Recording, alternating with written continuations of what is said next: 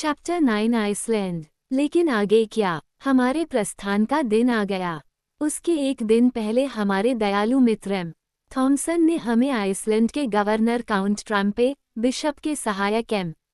पिक्टुरसेन और रेकजाविक के mayor M. FinCEN के लिए परिचय पत्र लाए। मेरे चाचा ने अपने दोनों हाथों को जोर से दबाकर अपना आभार व्यक्त किया। 2 तारीख को शाम 6 बजे हमारा सारा कीमती सामान सुरक्षित रूप से वाल्किरिया जहाज पर रखवाकर कप्तान हमें एक बहुत ही संकरे केबिन में ले गया। क्या हवा अनुकूल है? मेरे चाचा ने पूछा। बहुत बढ़िया, कैप्टन बजन ने उत्तर दिया। दक्षिण पूर्वी। हम सभी पाल लगाकर पूरी गति से साउंड नदी को पार करेंगे। कुछ ही मिनटों में स्कूना अपने मिजेन, ब्रिगेंटाइन, टॉपसेल और टॉपगैलेंट पाल के नीचे अपने लंगर से ढीला हो गया और जलदमरुमध्य के माध्यम से पूरी तरह से पाल लगा दिया। 1 घंटे में डेनमार्क की राजधानी दूर की लहरों के नीचे डूबती हुई प्रतीत हुई और वाल्किरिया एल्सिनोर के तट के किनारे से गुजर रही थी। मेरे मन की घबराहट में मुझे उम्मीद थी कि हेमलेट का भूत पौराणिक महल की छत पर भटकता हुआ दिखाई देगा। अद्भुत पागल, मैंने कहा, इसमें कोई संदेह नहीं कि आप हमारे अभियान को स्वीकार करेंगे। शायद आप हमें पृथ्वी के केंद्र तक साथ लेकर जाएंगे ताकि अपने शाश्वत संदेहों का समाधान पा सकें। लेकिन प्राचीन दीवारों पर कोई भूत या आकृति नहीं थी। वास्तव में ये महल डेनमार्क के वीर राजकुमार से भी बहुत छोटा है। अब ये साउंड के जलदमरुमध्य के द्वारपाल के लिए एक शानदार लॉज के उद्देश्य को पूरा करता है, जिसके सामने हर साल सभी देशों के 15,000 जहाज गुजरते हैं। क्रोनबर्ग का महल जल्द ही धुंध में गायब हो गया, साथ ही स्वीडिश तट पर बना हेलसिंगबोर्ग का टॉवर भी गायब हो गया और स्कूना कैटेगाट की हवाओं से प्रेरित होकर अपने रास्ते पर आगे बढ़ गया। वल्किरिया एक शानदार नाविक था, लेकिन एक नौकायन जहाज पर आप कोई निर्भरता नहीं रख सकते। वह रेकजाविक कोयला, घरेलू सामान, मिट्टी के बर्तन, ऊनी कपड़े और गेहूं का माल ले जा रहा था।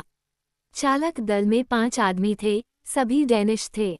मेरे चाचा ने पूछा, यात्रा में कितना समय लगेगा? 10 दिन, कप्तान ने जवाब दिया, अगर फरो आइलैंड से गुजरते समय हमें कोई उत्तरी पश्चिमी हवा नहीं मिलती। लेकिन क्या आपको काफी देरी का सामना नहीं करना पड़ता? नहीं, मिस्टर लिडेनब्रोक, बेचैन मत होइए, हम बहुत अच्छे समय में वहां पहुंच जाएंगे। शाम को स्कूनर ने डेनमार्क के उत्तरी छोर पर स्कॉ को 2 गुना कर दिया, रात में स्कागेरेक को पार कर लिया, केप लिंडेस्नेस द्वारा नॉर्वे को घेर लिया और उत्तरी सागर में प्रवेश किया। 2 दिन बाद हमें पीटरहेड के पास स्कॉटलैंड का तट दिखाई दिया और वाल्किरिया ने अपना रुख ओर्कनी और शेटलैंड के बीच से गुजरते हुए फरो द्वीप की ओर मोड़ लिया।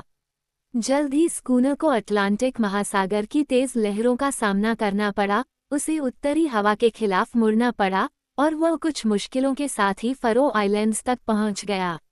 8 तारीख को कप्तान ने इन द्वीपों में से सबसे दक्षिणी माइकिनेस को पहचान लिया और उस क्षण से आइसलैंड के सबसे दक्षिणी बिंदु केप पोर्टलैंड के लिए सीधा रास्ता अपना लिया। यात्रा में कुछ भी असामान्य नहीं हुआ। मैंने समुद्र की परेशानियों को बहुत अच्छे से झेला। मेरे चाचा, जो खुद बहुत निराश थे और जो उनके लिए और भी ज्यादा शर्मनाक था, पूरी यात्रा के दौरान बीमार रहे। इसलिए वह कैप्टन से स्नेफेल्स, वहां पहुंचने के रास्ते, परिवहन की सुविधाओं के बारे में बातचीत नहीं कर पाया। उसे इन पूछताछों को उसके आने तक टालना पड़ा और उसने अपना पूरा समय अपने केबिन में बिताया, जिसकी लकड़ियां हर झटके के साथ चरमराती और हिलती थीं। ये स्वीकार किया जाना चाहिए कि वह अपनी सजा के अयोग्य नहीं था। 11 तारीख को हम केप पोर्टलैंड पहुंचे। साफ मौसम की वजह से हमें मायाडल्स जोकुल का अच्छा नज़ारा देखने को मिला, जो इसके ऊपर फैला हुआ है।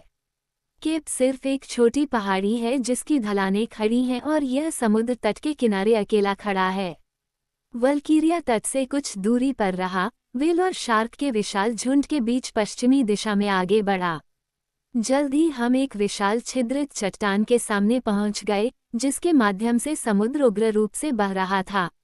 वेस्टमैन द्वीप एक तरल मैदान में चट्टानों के एक समूह की तरह समुद्र से बाहर निकलते हुए प्रतीत होते थे। उस समय से स्कूनर ने एक विस्तृत बर्थ लिया और केप रेक्जनेस के चारों ओर एक बड़ी दूरी तक बह गया, जो आइसलैंड का पश्चिमी बिंदु बनाता है। समुद्र की उथल पुथल के कारण मेरे चाचा इन टूटे फूटे और लहरों से घिरे तटों की प्रशंसा करने के लिए डेक पर नहीं आ सके। 48 घंटे बाद तूफान से बाहर आकर, जिसने स्कूना को नंगे खंभों के नीचे भागने पर मजबूर कर दिया, हमने अपने पूर्व में केप स्कैगन पर बीकन देखा, जहां खतरनाक चट्टानें समुद्र की ओर दूर तक फैली हुई थीं। एक आइसलैंडिक पायलट जहाज पर आया और 3 घंटे में वल्कीरिया ने फेक्सा खाड़ी में रेकजाविक से पहले अपना लंगर डाल दिया। प्रोफेसर अंततः अपने केबिन से बाहर निकले। वे पीले और दुखी दिख रहे थे, लेकिन अभी भी उत्साह से भरे हुए थे और उनकी आंखों में तीव्र संतुष्टि चमक रही थी। शहर की जनता एक जहाज के आगमन में आश्चर्यजनक रूप से दिलचस्पी रखती थी, जिससे हर कोई कुछ न कुछ उम्मीद करता था, इसलिए वे घाट पर समूहों में एकत्रित हो गए। मेरे चाचा जल्दी में अपनी तैरती हुई जेल या यूं कहें कि अस्पताल से बाहर निकल गए, लेकिन स्कूनर के डेक से उतरने से पहले उन्होंने मुझे घसीटकर आगे बढ़ाया और खाड़ी के उत्तर में दूर एक पहाड़ की ओर अपनी उंगली फैलाकर इशारा किया, जिसके अंत में एक दोहरी चोटी थी, जो लगातार बर्फ से ढकी हुई शंकुओं की एक जोड़ी थी, और उन्होंने चिल्लाते हुए कहा, स्नेफिल्स, स्नेफिल्स। फिर प्रभावशाली हाव भाव से मुझे चुप रहने की सलाह देते हुए वे नाव में चढ़ गए जो उनका इंतजार कर रही थी। मैं भी उनके पीछे गया और कुछ ही देर में हम आइसलैंड की धरती पर कदम रख रहे थे। हमने जो पहला आदमी देखा वह दिखने में काफी अच्छा था। उसने जनरल की वर्दी पहन रखी थी। फिर भी वह जनरल नहीं था, बल्कि एक मजिस्ट्रेट था, द्वीप का गवर्नर एम. ले बैरन ट्रम्पे। प्रोफेसर को जल्द ही पता चल गया कि वो किसकी मौजूदगी में था। उन्होंने उसे कोपेनहेगन से अपने पत्र दिए और फिर डेनिश भाषा में एक छोटी सी बातचीत की, जिसका आशय मैं बिल्कुल नहीं जानता था, और एक बहुत अच्छे कारण से। लेकिन इस पहली बातचीत का नतीजा ये हुआ कि बैरन ट्रम्पे ने खुद को पूरी तरह से प्रोफेसर लिडेनब्रोक की सेवा में समर्पित कर दिया। मेरे चाचा का स्वागत मैरम फिनसेन ने भी उतनी ही विनम्रता से किया, जिनका रूप रंग उतना ही सैन्य जैसा था, तथा स्वभाव और पद गवर्नर की तरह ही शांतिपूर्ण थे। जहां तक बिशप के सहायक एम. पिक्टरसन का सवाल है, वे उस समय उत्तर में बिशप के दौरे पर थे। हमें उस समय उनके सामने पेश होने के सम्मान का इंतजार करना चाहिए। लेकिन रेकजाविक के स्कूल में प्राकृतिक विज्ञान के प्रोफेसर एम. फ्रेडरिक्सन एक खुशमिजाज व्यक्ति थे और उनकी दोस्ती मेरे लिए बहुत कीमती थी। यह विनम्र दार्शनिक केवल डेनिश और लैटिन बोलता था। वह होरेस की भाषा में मुझे अपने अच्छे पदों की पेशकश करने आया था और मुझे लगा कि हम एक दूसरे को समझने में सक्षम थे। वास्तव में वह आइसलैंड में एकमात्र व्यक्ति था जिसके साथ मैं बातचीत कर सकता था। इस अच्छे स्वभाव वाले सज्जन ने अपने घर के 3 कमरों में से 2 कमरे हमें दे दिए और हम जल्द ही अपने सारे सामान के साथ उसमें रहने लगे, जिसकी प्रचुरता से रेकजाविक के अच्छे लोग आश्चर्यचकित हो गए। ठीक है, एक साल, मेरे चाचा ने कहा, हम आगे बढ़ रहे हैं और अब सबसे बुरा समय बीत चुका है। सबसे बुरा? मैंने आश्चर्यचकित होकर कहा, निश्चित रूप से, अब हमारे पास नीचे जाने के अलावा कोई विकल्प नहीं है। ओह, अगर बस इतना ही है, तो आप बिल्कुल सही हैं, लेकिन आखिरकार, जब हम नीचे चले गए हैं, तो हमें फिर से ऊपर उठना होगा, मुझे लगता है। ओह, मैं इस बारे में परेशान नहीं होना चाहता। चलो, समय बर्बाद करने का कोई सवाल ही नहीं है, मैं लाइब्रेरी जा रहा हूँ। शायद वहाँ सक्नुसेम की कोई पांडुलिपि हो और मुझे उसे पढ़ने में खुशी होगी। ठीक है, जब तक तुम वहाँ हो मैं शहर में चलूँगा। क्या तुम नहीं चलोगे? ओह, यह मेरे लिए बहुत ही अरुचिकर है। इस द्वीप पर क्या है, यह नहीं बल्कि इस द्वीप के नीचे क्या है, यह मेरी दिलचस्पी है। मैं बाहर चला गया और जहाँ भी मौका मिला, वहाँ घूमता रहा। रेकजाविक में रास्ता भटक जाना आसान नहीं होगा, इसलिए मुझे सड़क के बारे में पूछताछ करने की कोई ज़रूरत नहीं थी, क्योंकि जब बातचीत का एकमात्र माध्यम इशारा होता है तो इससे गलतियां होने की संभावना बढ़ जाती है।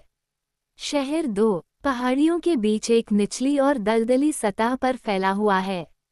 एक तरफ लावा का एक विशाल बिस्तर इसे घेरता है और धीरे धीरे समुद्र की ओर गिरता है। दूसरी तरफ फेक्सा की विशाल खाड़ी फैली हुई है, जो उत्तर में स्निफिल्स के विशाल ग्लेशियर से घिरी हुई है और जिसमें से कुछ समय के लिए वाल्किरिया एकमात्र निवासी था।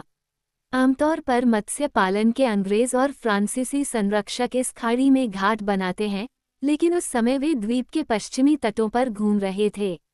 रेकजाविक की 2 सड़कों में से सबसे लंबी सड़क समुद्र तट के समानांतर थी।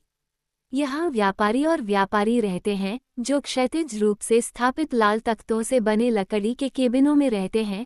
दूसरी सड़क, जो पश्चिम की ओर जाती है, बिशप के घर और अन्य गैर वाणिज्यिक लोगों के बीच छोटी झील पर समाप्त होती है। मैंने जल्द ही इन उदास रास्तों की खोज कर ली थी।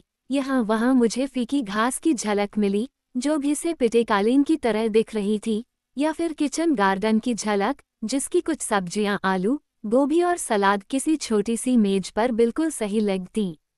कुछ बीमार दीवार के फूल हवा और धूप का आनंद लेने की कोशिश कर रहे थे। टिन वाणिज्यिक सड़क के मध्य में मुझे सार्वजनिक कब्रिस्तान मिला, जो मिट्टी की दीवार से घिरा हुआ था और जहाँ काफी जगह थी। फिर कुछ कदम चलने पर मैं गवर्नर हाउस के पास पहुंचा, जो हैम्बर्ग के टाउन हॉल की तुलना में एक झोपड़ी थी तथा आइसलैंडिक आबादी के केबिनों की तुलना में एक महल था। छोटी झील और शहर के बीच चर्च का निर्माण प्रोटेस्टेंट शैली में किया गया है, जो ज्वालामुखी से निकाले गए पत्थरों से बना है, जो उनके अपने श्रम और अपने खर्च पर बनाए गए हैं। तेज पश्चिमी हवाओं में ये स्पष्ट था कि छत की लाल टाइलें हवा में बिखर जाएंगी, जिससे वफादार उपासकों के लिए बड़ा खतरा पैदा हो सकता था। पास की पहाड़ी पर मुझे राष्ट्रीय विद्यालय दिखाई दिया, जहां, जैसा कि मुझे बाद में हमारे मेजबान ने बताया, हिब्रू, अंग्रेजी, फ्रेंच और डेनिश भाषाएं पढ़ाई जाती थीं, जिनमें से, मुझे शर्म के साथ स्वीकार करना पड़ता है, मैं एक भी शब्द नहीं जानता। परीक्षा के बाद मुझे इस छोटे से कॉलेज में शिक्षा प्राप्त 40 छात्रों में सबसे अंत में खड़ा होना पड़ता, और मुझे उन छोटी छोटी दोहरी कोठरियों में से किसी एक में उनके साथ सोने के लिए अयोग्य समझा जाता, जहां अधिक नाजुक युवक पहली ही रात में दम घुटने से मर जाते। 3 घंटों में मैंने न केवल शहर बल्कि उसके आसपास के इलाकों को भी देखा। सामान्य रूप से यह आश्चर्यजनक रूप से नीरस था। कोई पेड़ नहीं, और शायद ही कोई वनस्पति। हर जगह नंगी चट्टानें, ज्वालामुखी क्रिया के संकेत। आइसलैंडिक झोपड़ियां मिट्टी और टफ से बनी हैं, और दीवारें अंदर की ओर झुकी हुई हैं, वे जमीन पर रखी छतों जैसी दिखती हैं। लेकिन फिर ये छतें तुलनात्मक रूप से उपजाऊ घास के मैदान हैं। आंतरिक गर्मी के कारण, घास कुछ हद तक पूर्णता के साथ उन पर उगती है। घास के मौसम में इसे सावधानी से काटा जाता है, अगर ऐसा नहीं होता, तो घोड़े इन हरे भरे घरों में चरने के लिए आते। अपने भ्रमण में मैं बहुत कम लोगों से मिला। मुख्य सड़क पर लौटने पर मैंने पाया कि अधिकांश लोग कॉडफिश को सुखाने, नमक लगाने और जहाज पर चढ़ाने में व्यस्त थे, जो उनका मुख्य निर्यात था। वे लोग मजबूत लेकिन भारी, गोरे जर्मन जैसे लग रहे थे, जिनकी आंखें चिंताग्रस्त थीं। उन्हें अपने साथी प्राणियों से बहुत दूर होने का एहसास था। बेचारे निर्वासित लोग बर्फ की इस भूमि पर निर्वासित थे, बेचारे प्राणी जिन्हें एस्किमो होना चाहिए था, क्योंकि प्रकृति ने उन्हें आर्कटिक सर्कल के बाहर ही रहने के लिए अभिशप्त किया था। मैंने व्यर्थ ही उनके होठों पर मुस्कान देखने की कोशिश की। कभी कभी मांसपेशियों के ऐंठन और अनैच्छिक संकुचन से वे हंसते हुए प्रतीत होते थे, लेकिन वे कभी मुस्कुराते नहीं थे। उनकी पोशाक में काले ऊनी कपड़े का एक मोटा जैकेट शामिल था, जिसे स्कैंडिनेवियाई देशों में वडमेल कहा जाता था। एक बहुत चौड़े किनारे वाली टोपी, लाल रंग के संकीर्ण किनारे वाली पतलून और जूते के रूप में पैर के चारों ओर लपेटा गया चमड़े का एक टुकड़ा। महिलाएं पुरुषों की तरह ही उदास और हताश दिख रही थीं।